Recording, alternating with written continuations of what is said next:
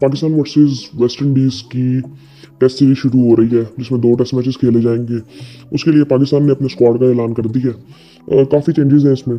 पहले मैं आपको टीम बताता हूँ, फिर उसके बाद बात करते हैं कि क्या चेंजेस हैं और क्यों ये चेंजेस किए गए हैं, और क्या ये चेंजेस ठीक हैं, और किन को रेस्ट करवाया जा सकता था और किन को नहीं करवाया गया। सो सब कुछ बात करते हैं उस पर।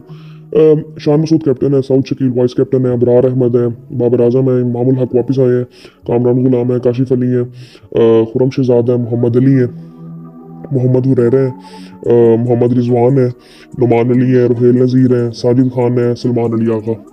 सो आई थिंक ये उसी तरह ही है कि जिस तरह हमने इंग्लैंड वाली सीरीज जो थी, वही आई थिंक स्ट्रेटजी लग रही है कि वह यहाँ पे भी हमारी क्या कहते हैं स्ट्रेटजी वही रहेगी कि स्पिनर से अटैक किया जाएगा, जिस तरह हमने मीर हमजा को बिठा दिया, मोहम्मद अब्बास को भी बिठा दिया। अब उसके बारे में कहा तो ये जा रहा है कि जी उनको वर्कलोड मैनेजमेंट की वजह से मीर हमजा ने बॉलिंग कितनी की है, अभी मुझे तो ये समझ नहीं आई कि उसने उसको रेस्ट की ज़रूरत भी क्या थी, और उसने क्रिकेट खेलनी कब है, जो उसकी एज है आई थिंक उसके ये मैक्सिमम 3-4 साल है जो कि उसकी पीक के होंगे, उससे बॉलिंग करवानी है हमने।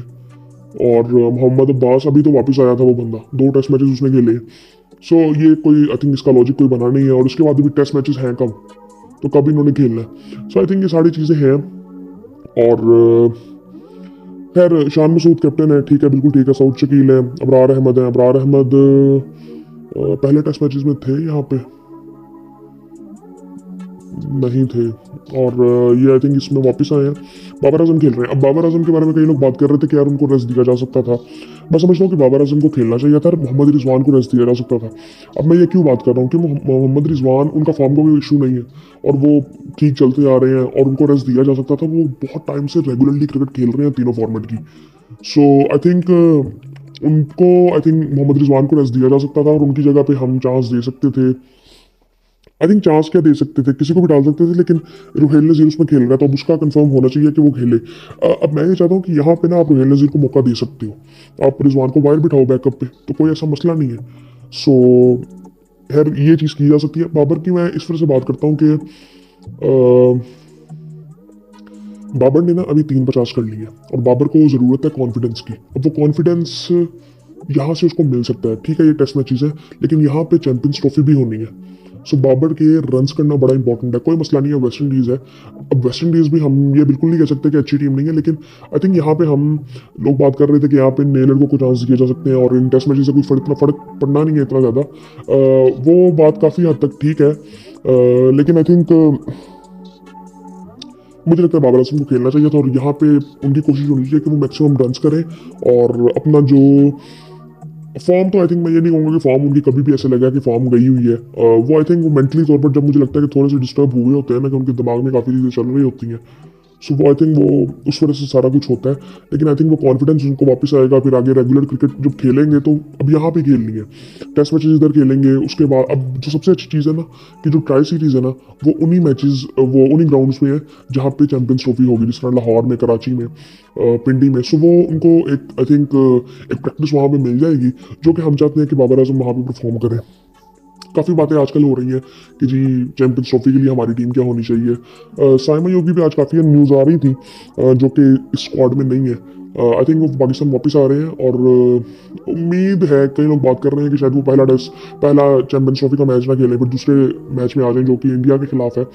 बस उम्मीद कर रहे हैं कि यार वो आई थिंक जल्दबाजी भी नहीं करनी चाहिए, लेकिन आई थिंक करनी चाहिए हमें कि वो चैंपियंस ट्रॉफी खेलें, क्योंकि वो जिस फॉर्म में थे, और वो बड़े इंपॉर्टेंट प्लेयर इस वक्त हैं पाकिस्तान टीम के। खैर उसके बाद इमामुल हक है, इमामुल हक वापस आए हैं, और ठीक है। मुझे तो जब ये बाहर हुए थे तो मुझे इनका फिटनेस के अलावा मुझे इनका कोई मसला नज़र आता नहीं था। एक चीज़ होती थी कि मुझे जब ये 70-80 करते थे तो ये लंबा स्कोर नहीं करते थे। मुझे सिर्फ एक चीज़ ये थी इनसे, और फिटनेस का इशू था उस वक्त इनके साथ। अब में भी, अब इनका ये चैंपियंस कप में इन्होंने जब खेला था तो अच्छा खेला इन्होंने, T20 भी जो खेले हैं बेहतर खेले हैं आई थिंक। और इनका आई थिंक ये अगर मेरे ख्याल से कायदे ट्रॉफी में भी ये दूसरे तीसरे नंबर पे ही है टॉप बैटर्स की लिस्ट में। उसके बाद कामरान गुलाम है, बिल्कुल इनको होना चाहिए था, इनको क्रिकेट खेलनी चाहिए रेगुलरली। काशिफ अली इसमें आए हैं। अब ये काशिफ अली जो है, मैं अगर इनका थोड़ा सा देखूं कि कौन है ये, मैंने नाम तो इनका सुना हुआ है, और मिडिल ऑर्डर बैटर हैं और लेग ब्रेक बॉलिंग करते हैं। और इनका अगर देखें तो इन्होंने आई थिंक डेब्यू करना है। सो इनका अगर थोड़ा सा रिकॉर्ड देखें तो 20 मैचेस खेले हैं और फर्स्ट क्लास के 34 इनिंग्स है और उसमें 133 इनका हाईएस्ट स्कोर है। एवरेज इनकी 34 की है और स्ट्राइक रेट जो है वो तकरीबन 61 का है। 200 है, 850 है। और इसके अलावा अगर इनका लिस्ट ए देखें तो 13 मैचेस हैं, 550 रन है, 50 की एवरेज है और स्ट्राइक रेट 119 का है। हाईएस्ट 114 है इसमें। T20 एज अगर देखें तो 29 मैचों में इन्होंने 29 मैचेस खेले हैं, 26 इनिंग्स है, 534 रन है। हाईएस्ट इनका 69 है, 24 की एवरेज है। सो आई थिंक और बॉलिंग की अगर बात करें तो 20 मैचेस हैं फर्स्ट क्लास के, उसमें 3 आउट किए। मतलब बॉलर नहीं है ये, मतलब बैटर ही होंगे। सो आई थिंक ठीक है, इनको मौका दिया जा रहा है, देखेंगे कैसे हैं ये। मैंने इनको मैं भी देखा भी हो, मेरे जहन में इस वक्त ये नहीं है। लेकिन आई थिंक उसके बाद अगर बात करें तो खुरम शहजाद है। अब खुरम रिसेंटली अगर देखें तो खुरम शहजाद भी इस टूर पर आई थिंक वापस आए थे।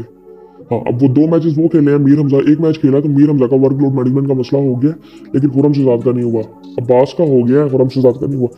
तो ये कोई इतनी सेंस बनती नहीं है। लेकिन खुरम शहजाद की एज का भी कोई इतना इशू, लेकिन वो कोई लॉजिक बनता नहीं है वर्कलोड का इस पे। आई थिंक अभी 2 मैचेस कितने मैचेस खेल लिए हैं यार, और वहाँ पे कौन सी ऐसी कंडीशंस थी कि गर्मी इतनी ज़्यादा थी। और उसके बाद मोहम्मद अली को वापस लाया गया। अब मोहम्मद अली वापस आए हैं तो आई थिंक वो ना एक छोटी सी ना एक चीज़ समझनी चाहिए। हमारे पीसीबी जो क्रिकेट बोर्ड है उनको एक छोटी सी चीज़ समझनी चाहिए कि जब आप प्लेयर को निकालते हैं लाते हैं ना, तो कॉन्फिडेंस का भी थोड़ा सा ध्यान रखना चाहिए कि किसको किस बेस पे निकाल रहे हैं और किस टाइम पे आपको नहीं निकालना। अगर कंडीशंस की बात है, आप कम से कम टीम में तो रखें। जिस तरह अब यहाँ पे साजिद खान है, आपको वहां पे लेके जाना चाहिए था। जिस तरह नुमान अली गए थे, वो वहां पे बाहर बैठते। अगर उनको आपने नहीं खिलाना तो वो स्ट्रेटेजी समझ आती है, आप लेके ही ना जाओ। तो उधर जाके भी हमने कई गलतियां की। मीर हमजा को हमने क्यों नहीं खिलाया, फिर वो कुछ समझ नहीं आई थी बात। तो मोहम्मद अली इसमें वापस आए हैं। अब मोहम्मद अली को मैं चाहता हूँ कि वो उनको वाइट बॉल में डालना चाहिए। स्पेशली वाइट बॉल में वो उनकी परफॉर्मेंसेज बहुत ज़बरदस्त हैं। और मोहम्मद जो रह रहा है अभी, ये भी पहले भी आई थिंक स्क्वाड में तो थे और ये खेले नहीं थे इंग्लैंड के खिलाफ भी। लेकिन आई थिंक अच्छी बात है वापस आए और उनको मौका मिलना चाहिए। आई थिंक मौका दे देना चाहिए अब इनको। और उसके बाद अगर देखें तो हुरैरा आए हैं, फिर मोहम्मद रिजवान है। अब मोहम्मद रिजवान को रेस्ट दिया जा सकता था। आई थिंक वो हमने थोड़ी सी ना गलती कर ली है कि मोहम्मद रिजवान को हमें रेस्ट देना चाहिए था यहाँ पे। आप किसी हसीबुल्लाह भी आई थिंक इंजर्ड थे, वो आई थिंक उनको भी कोई इंजरी हुई थी साउथ अफ्रीका टूर के दौरान। लेकिन आई थिंक हमें रिजवान को यहाँ पे रेस्ट देना चाहिए था। यहाँ पे खिला सकते थे हम किसी और को। मेरा ये मानना है कि हमें ना साइम अयूब के साथ साथ हमें मोहम्मद हारिस पे भी थोड़ा सा फोकस करना चाहिए। उसको भी लंबी क्रिकेट खेल सकता है और आई थिंक उस पर थोड़ा सा हमें फोकस करना चाहिए। उसके बाद नुमान अली है जो कि स्पिनर है, रुहैल नज़ीर है जो कि विकेट कीपर है। आई थिंक इनको मौका दे देना चाहिए। मोहम्मद रिजवान को आई थिंक बाहर बिठाना चाहिए बेंच पे और रुहैल नज़ीर को मौका देना चाहिए दोनों मैचेस में। फिर साजिद खान है, सलमान अली आ गए। सो अब यही बात है कि हमारी स्ट्रेटजी मेरे ख्याल से तो इधर वही होगी कि हम स्पिन ट्रैक्स बनाएं और उसमें साजिद खान, नुमान अली खेलेंगे। सो आई थिंक वही हमारी स्ट्रेटजी होगी। अबरार को अगर आपने, मुझे समझ नहीं आई कि अबरार को भी आप डाल देंगे क्या। तो अगर आपने नुमान और साजिद को दोनों मैचेस खिलाने हैं तो फिर अबरार को डालने का मकसद क्या था, फिर मुझे समझ नहीं आई। मेरा ये मानना है कि अबरार को वाइट बॉल खेलनी चाहिए क्रिकेट, उस पर फोकस करना चाहिए। मुझे नहीं समझ आती भी वो क्या कहते हैं रेड बॉल में। आई थिंक मुझे लगता है कि उनको वाइड बॉल में खेलनी चाहिए। हमें रेड बॉल में ना आपको पक्के स्पिनर की जरूरत होती है। फिंगर स्पिनर आपका पक्का होना चाहिए। मिस्ट्री स्पिनर से आप टेस्ट मैचेस में नहीं आप काम ले सकते। बड़ी सिंपली बात है ये। और आई थिंक उनको वाइट बॉल के लिए रखना चाहिए। लेकिन ठीक है, अब क्या कह सकते हैं इस पर। यार डिसेंट टीम है, 1-2 चेंजेस हो सकते थे। जिस तरह मोहम्मद रिजवान को आई थिंक रेस्ट दिया जा सकता था। और बाकी आई थिंक ठीक है, देखते हैं क्या होता है फिर इस पर। इंडिया का भी स्क्वाड अनाउंस हो चुका है, उस पर भी बात करेंगे। लेकिन अभी फिलहाल पाकिस्तान की हम बात कर चुके हैं और रिसेंट है इसके मैचेस भी शुरू होंगे तो फिर इस पर भी डिटेल में बात करेंगे।